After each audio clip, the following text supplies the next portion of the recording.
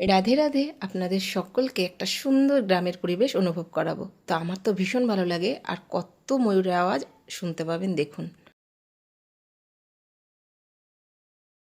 ময়ূরের আওয়াজের সাথে সাথে নানান রকম অন্য যত পাখি আছে সেই সবের আওয়াজও আছে, তো ভীষণই ভালো লাগে। আর সকালে সূর্যের আলোটা যখন গায়ে এসে পড়ছিল এত ভালো লাগছিল।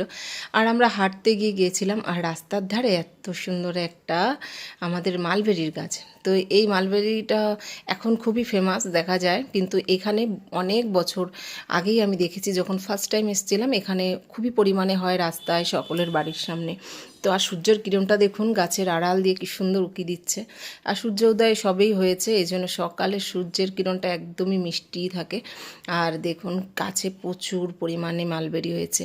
গাছটা হয়তো একটু পুরনো হবে, নাহলে এত পরিমাণে মালবেরি, একটু টক লাগে কাঁচাটা অবশ্য, কিন্তু পাকলে ভীষণই মিষ্টি।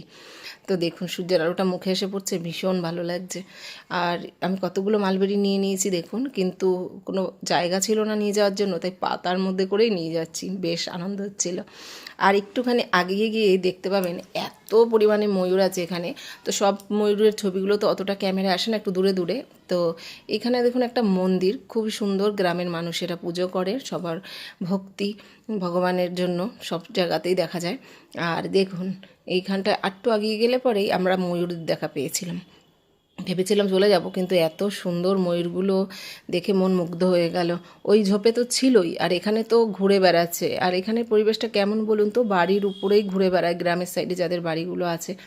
তো এই দেখুন ময়ূরটা এত অপূর্ব, মানে কি বলবো, অনেকগুলো ছিল, দূরেরগুলো অতটা আসেনি ক্যামেরাতে।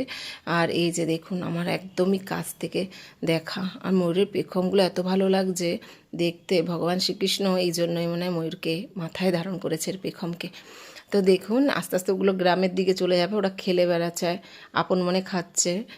দানাগুলো পাওয়া যায় না ঘাসের উপর, ওগুলোই হয়তো ওরা খায়, পোকামাকড়ও খায়। তো দেখুন কি সুন্দর। আর এইদিকে অনেকটা গ্রামের পরিবেশ, মানে এতই মন মুগ্ধ হয়ে যায় না, মনে আনন্দ লাগে, গ্রামে মন শান্ত হয়ে যায়। আমি তো ছুটে ছুটে আসি শুধু গ্রামের পরিবেশ উপলব্ধি করার জন্য। আর গ্রাম আমার ভীষণ প্রিয়, আশা করি আপনাদেরও ভীষণ ভালো লেগেছে।